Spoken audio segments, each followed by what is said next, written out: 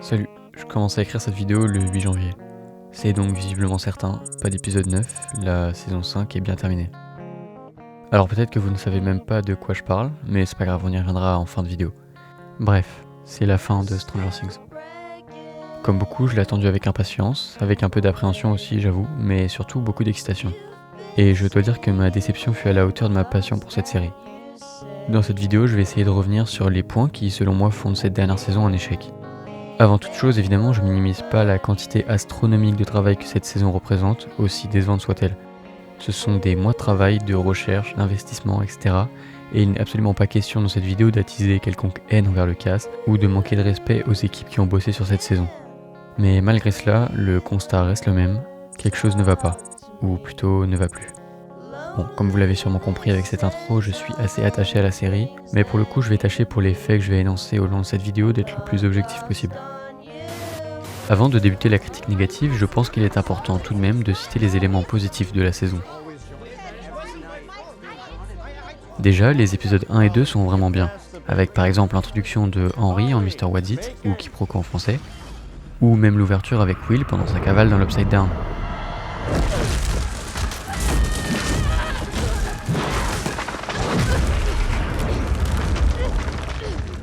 Aussi, la redécouverte des personnages avec Robin et Steve en cabine, qui permet de lier toute la bande avec des messages codés, etc., marche vraiment bien. L'épisode 3 aussi en soi est sympa, c'est juste que pas grand chose ne se passe, mais selon moi ça n'aurait pas été un problème si l'action commençait réellement ensuite.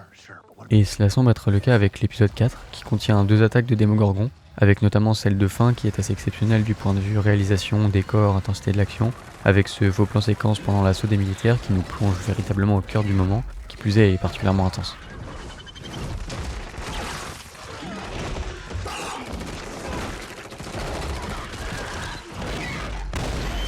En plus, on retrouve bien la violence et le gore assez caractéristiques de Stranger Things, surtout des 2 dernières saisons.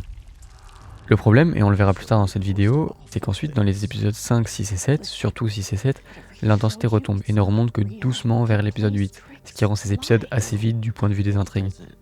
Et on le verra plus tard, mais ce n'est pas le peu d'action en soi qui dérange, mais plutôt la façon dont elles sont développées. Un autre point positif qui sort du cadre diégétique est le fait que les Duffer Brothers aient insisté pour tourner dans des décors réels autant que possible. En plus de montrer un réel investissement, ça fait vraiment du bien de voir des vrais environnements avec lesquels les personnages peuvent interagir. Et d'ailleurs, on y reviendra plus tard dans la vidéo évidemment, mais les endroits qui dénotent le plus de la saison et de loin sont ceux tournés sur fond bleu, soit très principalement en CGI. Et pour finir, un point qui selon moi est très positif est la toute fin, avec l'épilogue. Cette partie de Donjons et Dragons, pour boucler la boucle, laisser partir son enfance et aller de l'avant fonctionne logiquement très bien. Et ce plan de fin sur la porte qui se ferme, aussi bien physiquement que métaphoriquement, est particulièrement touchant et efficace. De plus, le générique qui vient ensuite avec la musique de David Bowie est aussi très réussi et pertinent je trouve. Et je l'aurais adoré à sa juste valeur si le reste de la saison était une complète réussite. Bon, maintenant qu'on a vu le positif, passons au reste. Commençons par un des éléments majeurs qui a fait la force de la série pour les 4 premières saisons, l'aspect visuel, et tout ce que ça comporte, comme la mise en scène, la lumière, l'atmosphère, les décors, etc. Bon, on va procéder par gradation. Tout d'abord, voici 2 extraits du même endroit séparés seulement d'une saison. Dans le premier, on la sent réellement, dans le monde de Vecna. Elle est couverte de terre, de sang ou peu importe ce que c'est, le décor bouge et s'écroule même sur elle. De plus, des volutes de poussière passent devant l'écran. Alors que dans la scène de la saison 5, le décor est figé, semble nettement moins menaçant. Pourtant, c'est vrai que le sol est recouvert de sang, tout est rouge et un peu de brouillard est présent autour de ses jambes. Alors qu'est-ce qui change à ce point ? Eh bien, tout d'abord, cet environnement n'a pas d'impact sur Max. En effet, dans le premier extrait, elle tombe et les décors s'écroulent, donc il y a une véritable interaction. Mais surtout, et c'est sans doute un des aspects qui selon moi a causé le plus de tort à la saison 5, la lumière. Saison 4, un mélange de rouge et de noir profond, et surtout le visage de Max est dans l'ombre. Encore une fois, elle semble réellement présente dans cet environnement. Saison 5 en revanche, la lumière sur Max est beaucoup plus claire, à peine rouge quand il n'y a pas d'éclair. Elle semble donc plus extérieure à cet endroit et moins en danger.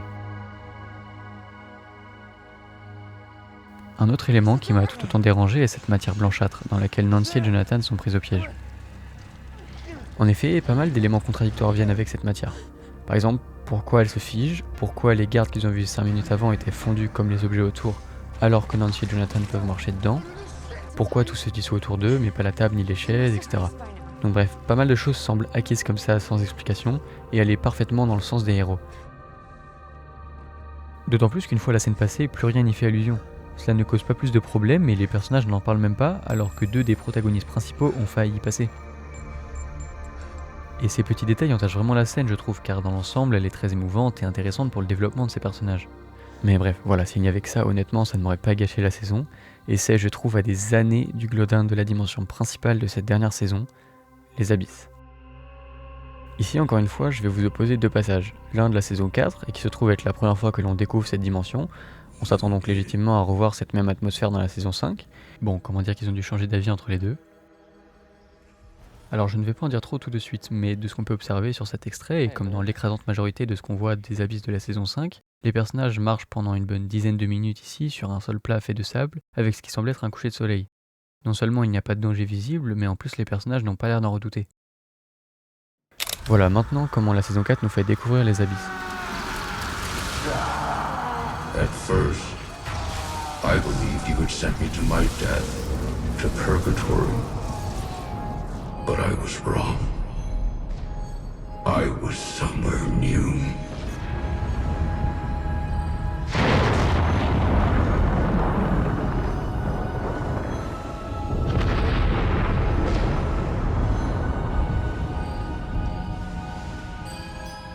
I became an explorer.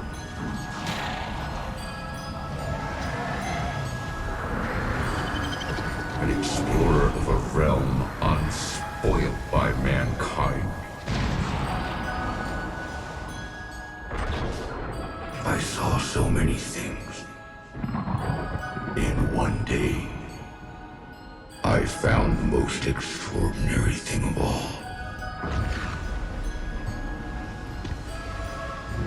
Something that would change everything.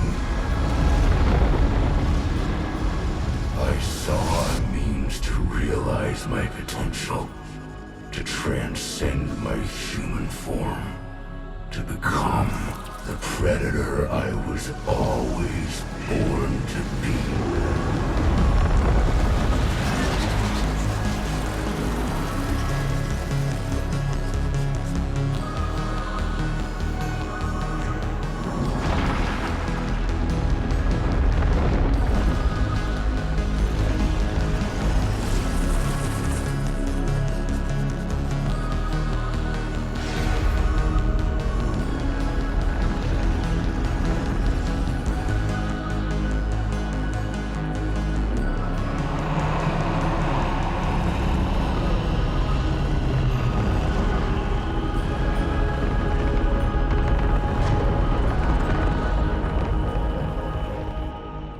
Bon, évidemment, là, la musique et la voix de Vecna intensifient la peur de cet endroit. Mais, en mettant ça de côté, premier point, les abysses sont donc déjà ce qui ont rendu Henry comme ça. Ensuite, le sol. Des roches noires faites d'aspérité rendant compliqués les déplacements.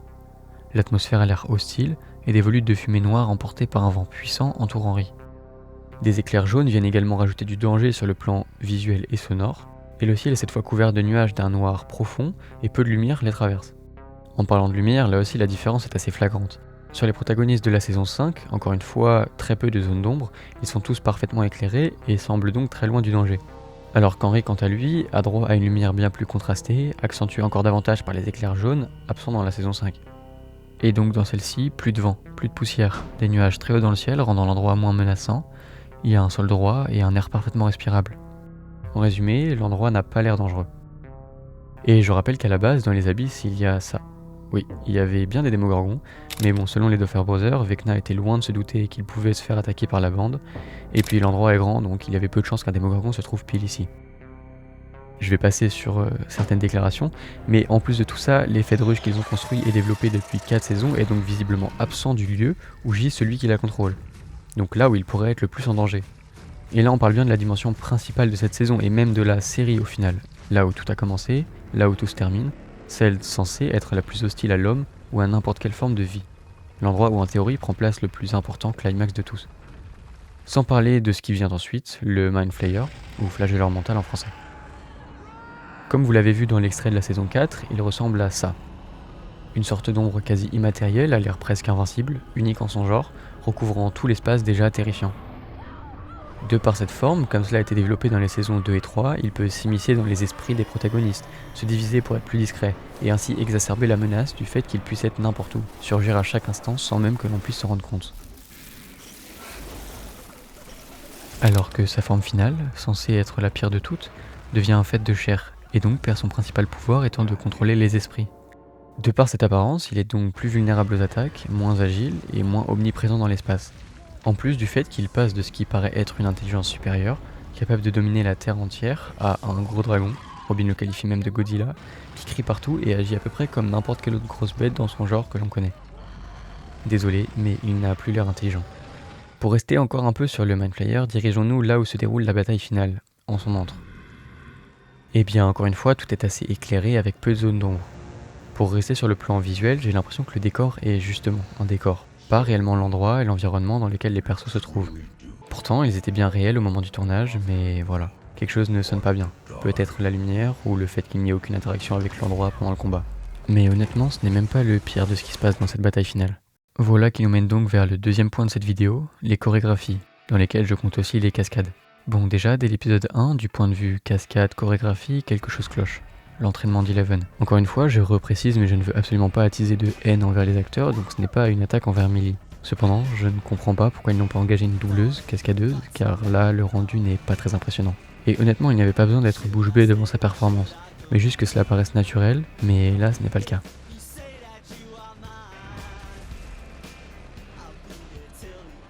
Et c'est la même chose, voire pire dans l'épisode 4, quand elle s'infiltre dans le labo de l'Upside Down. Déjà, c'est un peu criant sur les sauts qu'elle est tirée par un câble. Le pire à ce sujet, c'est quand même son entrée dans le flagelleur. Et sur les mouvements, ça sonne trop répété. Mais honnêtement, outre ces mouvements, je pense que la mise en scène accentue vraiment beaucoup le fait que ça ne rende pas bien, parce qu'ils en font vraiment trop. En fait, je ne sais pas si c'est parce qu'ils savaient que ça ne rendait pas bien, mais ils essayent de rendre chaque mouvement impressionnant. Par exemple en appuyant sur un relevé de tête après une glissade, et le problème c'est qu'au lieu de rendre ça stylé, ça appuie sur le fait que c'est pas dingue. En plus de ça, je trouve vraiment que ces tenues n'aident pas à rendre les cascades crédibles. Que ce soit cet ensemble de daronnes américaines qui se met au jogging, ou pire encore, la combi de bain pour affronter Vecna. Franchement, ça ne fait pas très charismatique. Bon, et sinon, la pire choré reste quand même celle de la bataille finale. Dommage vu que c'est censé être la meilleure. Que ce soit les mouvements, la non-violence des impacts, le manque de dégâts physiques sur Eleven, il y a pas mal de choses qui ne vont pas, je trouve. Et puis là, par exemple, Vecna manque de tuer Elf parce qu'il perd l'équilibre. Tout ça parce que le flagelleur mental de plusieurs centaines de mètres de haut se prend des balles de fusil. Alors que Vecna lui-même, et même les Démogorgons d'ailleurs, réagissent comme ça aux balles. Et puis aussi, Vecna ne fait pas peur. Il ne fait vraiment pas peur. Je rappelle que Vecna, c'est ça. Là, on dirait qu'il n'a aucun réflexe. Il paraît vulnérable. Il n'a pas touché une seule fois Eleven dans le combat, à part la projeter à travers la pièce, qui par ailleurs n'a pas l'air de lui avoir causé quelconque dégâts physiques. Je me répète, mais c'est le plus grand méchant avec le flagelleur mental de l'histoire de Stranger Things. Comment c'est possible qu'à ce moment-là, il fasse moins peur que n'importe lequel des antagonistes de la série? Et puis en fait, dans tout leur affrontement, il n'y a presque pas de dynamisme, pas de violence, ils se jettent juste l'un et l'autre à travers l'endroit. Pour qu'au final, Vecna ne puisse juste pas résister au pouvoir d'Eleven, la même personne qui galérait quelques épisodes plus tôt à soulever une plaque en métal ou un camion. Sachant que Vecna, c'est ça. Bref, je pense qu'on a compris, mais puisqu'on parle de l'assaut final, on finit le sujet. Donc là, Nancy, en plus d'avoir couru plus vite que cette araignée géante sur au moins plusieurs centaines de mètres, sans prendre le moindre dégât physique, le fait reculer avec un fusil à pompe. Je repasse les mêmes extraits pour être sûr. Et par ailleurs, à propos de la course, un des frères Duffer a dit lui-même que ça ne peut pas avoir lieu car le flagelleur les rattraperait instantanément. Et puis franchement, là, Nancy ne se prend pas un seul caillou. Vraiment, l'inutilité du Mind Flayer en version physique est assez atterrante. Sans parler des incohérences de déplacement des persos qui parcourent des kilomètres entiers en 30 secondes, mais on reviendra sur ces détails plus tard dans la vidéo. Bref, et pour finir sur les visuels, une chose qui ne saute pas aux yeux mais qui est tout particulièrement dommageable à la saison 5 selon moi, est la perte de l'atmosphère horrifique des dimensions parallèles. Que ce soit comme on vient de le voir l'esprit de Vecna, les abysses ou même l'Upside Down. Cette dimension, la plus iconique de toutes, n'a plus l'air hostile. Par exemple, les personnages y vont sans masque, Ils ne craignent plus la végétation, alors qu'avant, chaque racine, chaque plante était un potentiel danger relié à Vecna lui-même. Et c'est la même chose pour les tunnels. Là, ils font descendre des enfants sans souci, alors que voici comment les tunnels sont présentés dans la saison 2.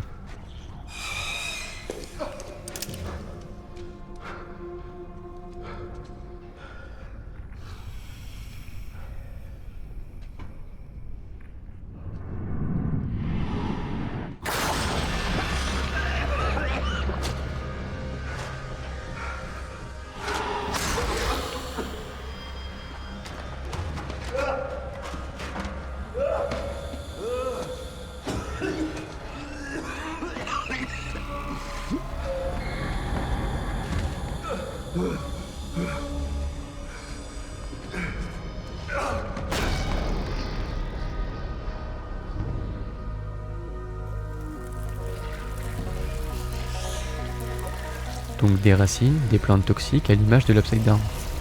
Et du coup, je l'ai évoqué un peu plus tôt, mais cet effet de ruche est totalement absent du monde des abysses, pourtant là où réside le grand maître de la ruche. Et le manque de danger constant est d'autant plus exacerbé par l'absence quasi totale de dégâts physiques sur les persos. A ce titre, cette scène de bus après l'assaut final est quand même assez lunaire.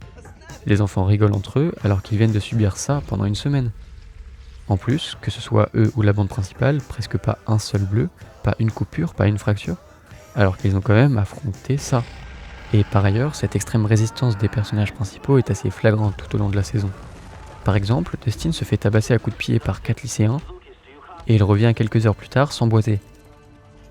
De même quand Steve, Jonathan, Nancy et Dustin se prennent un mur de face en voiture à sûrement pas loin de 100 km/h, ils ressortent tous sans aucun souci. Ou encore Holly, une enfant d'environ 11 ans, qui se fait balancer par un monstre de près de 2,50 m de haut sur une étagère, et pareil, ça n'a pas l'air de lui causer particulièrement de tort. Également, Madame Wheeler qui se fait charcuter par ce même Démogorgon, mais qui 2 jours après peut marcher dans l'hôpital et même sauver la situation. Ceci nous mène donc vers notre prochain point qui rend cette saison finale moins impactante, l'absence de mort ou même de blessures marquantes. Alors le fait qu'il n'y ait pas de mort n'est pas forcément un problème en soi, même si quand même dans les finales ça apporte souvent un certain climax émotionnel, d'autant plus quand ce sont des personnages auxquels on est autant attaché. Et c'était d'ailleurs le cas dans les précédentes saisons, avec Billy saison 3, Eddie saison 4, et honnêtement ça fait partie des moments les plus forts des saisons. Mais bon, encore une fois, le fait que personne ne meure n'est pas forcément un mauvais point, si par exemple on ressent vraiment qu'ils ne sont pas passés loin, avec des blessures marquantes ou autres. Par exemple, fin de saison 3, on pense réellement qu'Hopper est mort, et bien qu'au final ce soit faux, c'était bien mis en scène, et en plus il a été torturé dans un goulag en Russie du fait qu'il survive, donc sa fausse mort avait un réel impact sur l'intrigue et sur les émotions qu'on éprouve à propos du personnage. Alors que dans cette dernière saison, et plus particulièrement dans le dernier épisode, trop de fois on tente de nous faire croire que les personnages vont y passer, sauf que vu que c'est le même schéma qui se répète à chaque fois, on n'y croit plus. Et puis autant Hopper qui se fait broyer par la puissance de cet engin, c'est crédible, mais Steve qui meurt en perdant l'équilibre avant même l'assaut final, bon, comment dire que c'est peu probable. Et puis ils appuient tellement lourdement dessus que ça en est presque absurde. Un écran noir de 7 secondes. Bref, et même les blessures sont fausses, donc de ce côté-là non plus il n'y a pas vraiment d'impact émotionnel. Par exemple, Hopper, pris dans une hallucination de Vecna, tire sur Eleven dans la cuve. Et pour le coup c'était une super idée, vraiment puissante. Le père surprotecteur qui tire sur sa propre fille alors que sa plus grande peur était justement de la perdre, comme il avait déjà vu mourir sa vraie fille auparavant. Sauf que même ça en fait était une hallucination, donc aucun réel dégât n'est infligé à Eleven. Et juste pour insister encore un peu, concrètement quel pourrait être l'intérêt de Vecna de ne pas laisser Hopper tuer Eleven, ou du moins la blesser gravement? C'est pas comme si c'était elle son plus grand obstacle depuis la saison 1. Bref, en résumé, je trouve qu'on ne sent vraiment pas du tout les personnages en danger dans cette saison et par conséquent, on est nécessairement moins impliqué émotionnellement. Et c'est vraiment dommage. Ah si, et il y a quand même une mort dans la saison, j'avoue. Il y a Kali. Bon, puisqu'on parle d'elle, évoquons rapidement l'inutilité effrayante du personnage dans la saison. Non, parce que ce à quoi elle a principalement servi, c'est de montrer aux enfants qu'Henry est un gros méchant, et convaincre Eleven de se foutre en l'air dans l'Upside Down. Alors pour le coup, ce développement pourrait être intéressant, avec cette optique que l'armée pourrait relancer le programme de Brenner, et le fait donc qu'Eleven doit mourir pour véritablement mettre un terme à tout ça. Sauf qu'au final, ce n'est pas assumé jusqu'au bout, puisque sa mort est visiblement fausse. Et encore une fois, ce n'est pas le personnage de Kali en soi qui dérange, mais le temps qu'on passe sur son développement. Parce que ce qu'il ne faut pas oublier est qu'elle est la conclusion de l'arc de Hopper et Eleven dans l'Upside Down. Donc tout ce temps est en quelque sorte justifié par sa découverte. Je rappelle son implication dans l'assaut final. Franchement, Franchement, je ne sais pas si c'est pour faire des spin-offs qu'ils l'ont ramené là, mais peu importe, à vrai dire, c'est un peu dommage, je trouve. D'autant plus que le temps qui lui est consacré, c'est du temps qu'on ne passe pas avec la bande principale, alors que pour le coup, certains auraient largement mérité plus d'attention. Bon, tout ça nous mène gentiment vers le prochain point, les scénarios et les dialogues. Je pense qu'un des facteurs qui rend cette saison assez vide est le nombre d'intrigues développées par rapport aux autres saisons, comme la 4 par exemple. Dans celle-ci, on découvre qu'Hopper n'est en fait pas mort, mais capturé par les Russes et envoyé au goulag. Pendant ce temps, Joyce, en recevant un colis de Russie, se met à croire qu'il serait en effet peut-être vivant. Avec Murray, ils partent donc en Russie à sa recherche, ce qui les mène à beaucoup de péripéties. Du côté des enfants, il y a Eleven, Will et Jonathan, désormais en Californie. Pour ce qui est d'Eleven, il y a au tout début son intégration dans son nouveau lycée, puis son arc principal qui est celui de retrouver ses pouvoirs, qui lui-même est en réalité divisé en deux arcs, celui du monde réel, où elle est donc enfermée dans le labo duquel elle va tenter de s'évader, et la partie dans son esprit, avec tout le développement de Henry, nous faisant découvrir au fur et à mesure que Vecna est en fait numéro 1. Du côté de Jonathan, il rencontre Argyle, qui en plus d'amener un côté humoristique, sert à retrouver les éléments nécessaires pour aider Eleven à contacter la bande. Donc même les développements annexes servent à l'intrigue principale. Ensuite, à Hawkins, il y a l'introduction du personnage de Eddie, sorte de nouveau mentor de Dustin, chef du Hellfire Club, et qui deal de la drogue pour Chrissy, qui est assassiné par Vecna le soir même dans la caravane d'Eddie. Se lance alors une grande chasse à l'homme entre les habitants de Hawkins et Eddie, qui est retrouvé et aidé par la bande. Nancy mène son enquête sur le meurtre de son côté avec Fred, qui sera la deuxième victime de Vecna, qui connecte les intrigues de Nancy et la bande principale avec Eddie. Pendant ce temps, Max, encore bouleversé par la mort de son frère Billy, commence à souffrir de symptômes étranges, qui se trouveront être les mêmes que les deux précédentes victimes de Vecna. Encore pendant ce temps, Robin et Nancy font équipe pour élucider les mystères sur ces meurtres, et remontent à un patient d'hôpital psychiatrique qui aurait subi les mêmes blessures que Chrissy et Fred. Cette personne est en fait le père d'Henry Creel, ce qui encore une fois connecte, sans qu'on le sache encore, à l'intrigue de Eleven, en plus de nous faire découvrir le passé de Vecna. Un troisième meurtre survient alors que les traqueurs d'Eddie s'apprêtent à le tuer. Dustin parvient ensuite à décortiquer les motivations de Vecna, soit qu'il ne lui manque plus qu'un seul meurtre pour ouvrir un portail sur tout Hawkins qui marquerait peut-être la fin du monde. Et en se rejoignant avec Max, la bande comprend quelle est cette dernière pièce du puzzle. Grâce aux recherches de Nancy et Robin, combinées aux découvertes de Dustin, ils trouvent la cachette de Vecna dans l'Upside Down, menant au plan final, l'assaut. Une partie vont dans l'Upside Down pendant qu'une autre reste auprès de Max, pendant que Eleven, Mike et Argyle essayent de les aider à distance grâce à l'esprit d'Eleven, pendant qu'au même moment, Hopper fait alliance avec les autres prisonniers pour affronter le Démogorgon du goulag russe. Donc, en plus du fait que beaucoup d'intrigues soient développées, il est réellement vital que tout le monde se réunisse et partage leurs découvertes pour compléter le puzzle et ainsi avancer dans l'intrigue finale. Maintenant, saison 5. Il y a Hopper et Eleven en excursion dans l'Upside Down, ce qui les mène à affronter les militaires, puis à la redécouverte de Cally qui informe Eleven du projet du labo de relancer le programme de Brenner. En parallèle, Holly rencontre Henry et se fait capturer par un Démogorgon, suite à quoi elle se retrouve dans l'esprit de Vecna où elle y rencontre Max et essaye donc de s'échapper. Il y a ensuite l'intrigue principale avec toute la bande réunie qui essaye de retrouver Holly. Ils comprennent que Vecna va en fait capturer 12 enfants dans le but de les utiliser comme vaisseau pour détruire le monde, et ils font donc un plan pour essayer de l'en empêcher. Ils parviennent à secourir des règles dans un premier temps, mais les militaires mettent la main sur le reste des enfants. Ils préparent donc un nouveau plan pour les sauver, qui échoue, donc tous les enfants sont capturés par Vecna. On apprend au même moment que Will possède de nouveaux pouvoirs, soit qu'il est capable de se connecter à la ruche pour contrôler les Démogorgons, et même combattre Vecna dans son propre esprit. Une partie de la bande essaye donc d'utiliser les pouvoirs de Will pour retrouver les enfants. Également pendant ce temps, Nancy, Jonathan, Steve et Dustin sont dans le labo de Hawkins dans l'Upside Down, où ils cherchent un générateur de boucliers, ce que Dustin découvre être en réalité ce qui permet au monde à l'envers de se maintenir. En effet, on découvre que l'Upside Down est un trou de verre créé par les scientifiques. Ensuite, c'est l'ascension vers l'assaut final contre Vecna, et Hopper et Eleven de leur côté essayent de les aider depuis une cuve de l'Upside Down. Ainsi, en plus du fait que moins d'intrigues soient développées, le rassemblement de ces différentes pièces ne sert pas à grand chose si ce n'est que les protagonistes soient plus nombreux lors de l'assaut final. Chaque groupe n'apporte pas vraiment d'informations capitales à l'intrigue globale. En effet, en soi, le nombre d'intrigues n'est pas forcément dérangeant, surtout que cette saison se concentre beaucoup sur les résolutions émotionnelles des relations, pour pas qu'il y ait de non-dits avant l'assaut final. Ça pourrait ne pas être dérangeant donc si c'était parfaitement construit, que tout était palpitant ou touchant à suivre, et que le final était un chef-d'œuvre. Sauf que ce n'est pas le cas, donc le fait est que ça paraît vraiment vide. Et outre la trame globale, dans les dialogues, pas mal de choses dénotent aussi des autres saisons selon moi. En fait, certains dialogues semblent écrits pour une génération de scrollers compulsifs, plus capables de se concentrer 5 minutes, ou même de se rappeler ce qui les a accompagnés pendant près de 10 ans de leur vie. Quasiment tout est surexplicatif. En tant que spectateur, on a à peine 5 secondes pour comprendre la situation qu'un personnage l'explique à voix haute. Alors que pourtant, c'est kiffant de comprendre quelque chose par soi-même, d'essayer de démêler le vrai du faux, faire ses théories, pour qu'ensuite elles soient confirmées ou non par l'intrigue. Parce qu'en fait, c'est pas le fait de trouver qui compte, c'est d'y réfléchir, d'être actif devant la série. Sauf qu'ici, on ne peut pas, ou presque pas. Et ça va avec l'impression plus générale dans la saison qu'on est pris pour des enfants, qui ont besoin que tout soit expliqué, rappelé, répété, alors que non. Il n'y a presque plus de subtilité dans les jeux de regard, de sous-entendus, etc. Et en plus des dialogues, ce sont aussi les flashbacks incessants de choses qu'on a déjà vues 100 fois qui nous martèlent la vérité et la bonne réflexion à suivre. Par exemple, la révélation de Kali. Bon, déjà, on voit clairement qui c'est vu qu'on a regardé la série. Mais en plus, même si on ne s'en rappelait pas, ça ne change rien à la situation. On l'aurait compris plus tard sans souci. Alors qu'ici, un premier flashback vient montrer une scène de la saison 2 où elle et Eleven se montrent leur numéro, et ensuite, comme si ça n'était déjà pas de trop, un deuxième flashback apparaît où Elf et Kali se disent sœurs. Bref, et c'est un exemple parmi beaucoup trop d'autres, je vais pas tous les énumérer. Pour finir, sur les dialogues, les explications de plans viennent aussi pas mal alourdir la trame narrative, avec constamment le même schéma.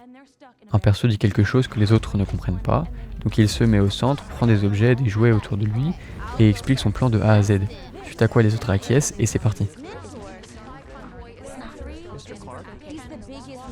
Et encore une fois, ce n'est pas le schéma en soi qui pose problème, il était déjà présent dans les autres saisons, et il fait vraiment partie des éléments iconiques de Stranger Things. Mais il y en a juste trop dans la saison 5.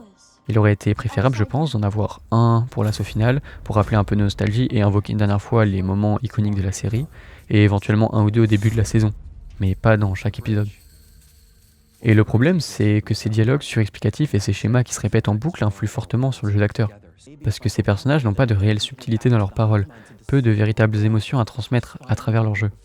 Je prends l'exemple de Joyce, qui toute la saison est réduite à une mère surprotectrice, constamment en train de demander à Will si ça va, alors que dans les saisons précédentes, elle avait un vrai rôle, en plus d'être protectrice.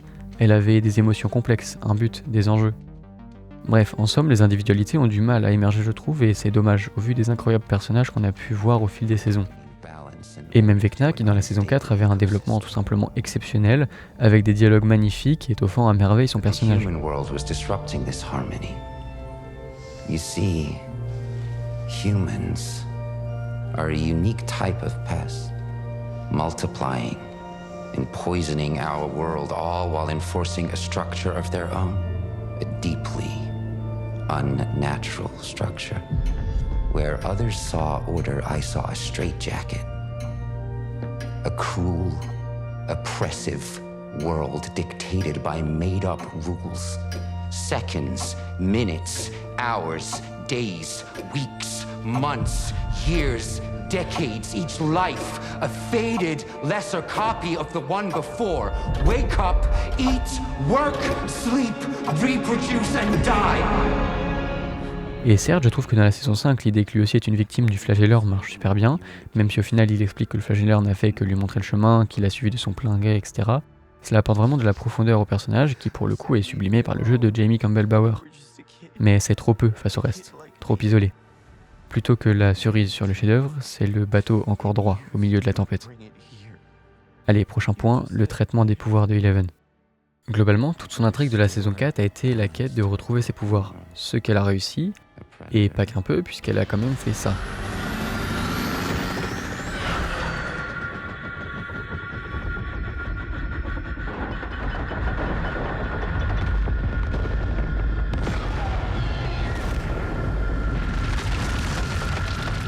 Sauf que dans la saison 5, elle galère à retourner un camion ou une plaque en métal. Le problème, c'est donc qu'elle ne paraît plus impressionnante. Par exemple, à un moment, elle casse des caméras et ils appuient dessus comme si c'était fou, alors que dès la saison 1, elle fait ça.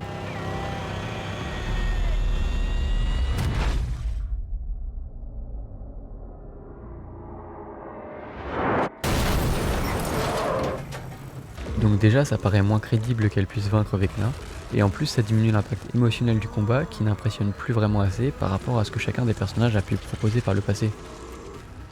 En fait, dans cette saison, la plupart des choses que je viens de citer, s'ils étaient isolés, ne se remarqueraient peut-être pas, ou du moins seraient oubliables, excusables. Sauf que c'est vraiment une accumulation de plein de détails qui font que le tout dénote des saisons précédentes. Tout agit en quelque sorte comme un symptôme d'une chose plus grande. que ce soit un manque d'intérêt, un focus sur les mauvaises choses ou un manque de temps. Un exemple clé de ça est ce que j'ai appelé les petits hicks. Pour le coup, ce sont des détails, mais qui n'étaient pas présents dans les précédentes saisons. Ou du moins, s'il y en avait, mais je ne me rappelle pas, ils étaient trop isolés pour que cela dérange réellement. En effet, le fait que les gens cherchent autant de détails est juste la conséquence que la saison est moins prenante, et ainsi ces éléments deviennent vraiment visibles. Par exemple, je l'ai mentionné plus tôt, mais la voiture de Steve qui se prend un mur de plein face, mais qui ne leur cause aucun dégât. Il y a aussi Lucas qui met un chassé dans un démo-chien, le tout en tenant Max dans ses bras, et ne recule même pas sous la force de l'impact. Déjà que l'action de base est tendue, les démo-chiens ont quand même fait ça 30 secondes avant, mais au moins qu'il y ait un peu d'impact, de recul pour rendre ça plus crédible. Il y a aussi Vecna ou Henry qui, en plus de ne plus courir, a moins de force que Derek. Et en voyant ça, j'ai essayé de rationaliser en disant que peut-être le fait d'arriver devant cette grotte qui le traumatise lui fait perdre ses capacités. Sauf qu'aucun signe de faiblesse ou de trouble n'apparaît sur son visage à ce moment. Donc en fait, même ça n'explique pas. Un autre petit hic est tout simplement que le monde à l'envers n'est plus à l'envers. J'avoue que je n'avais même pas remarqué ça en regardant la première fois, mais en fait, plus aucun portail ne les fait passer dans l'autre sens. Et déjà, c'est dommage vu que c'est quand même le nom de la dimension, mais en plus d'un point de vue cinématographique, c'était vraiment cool de les voir se retourner pour passer d'une dimension à l'autre, d'autant plus encore une fois que ça a été développé et construit tout au long de ces 4 précédentes saisons. Il y a aussi cette scène précédant le réveil de Max, une sorte de clin d'œil à Jurassic Park sans doute, sauf que pas mal d'éléments clochent. En premier lieu, Lucas laisse la musique de Kate Bush sur la radio, donc les démochiens devraient les localiser immédiatement.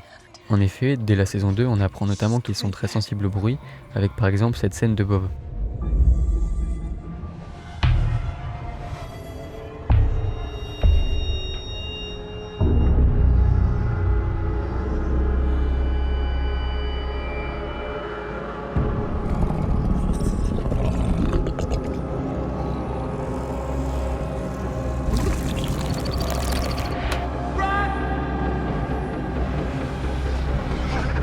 Ensuite, les protagonistes sont sauvés par Madame Wheeler, qui avait placé quelques instants plus tôt une bombe dans le sèche-linge.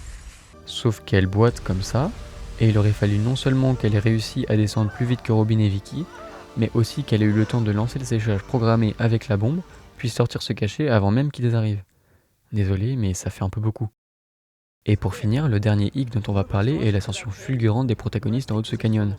Pour la faire courte, ce canyon d'au moins une bonne centaine de mètres de haut était à plusieurs centaines de mètres de distance. Donc rien que pour aller en bas du canyon, sans parler de le monter, il pourrait mettre environ 10 minutes.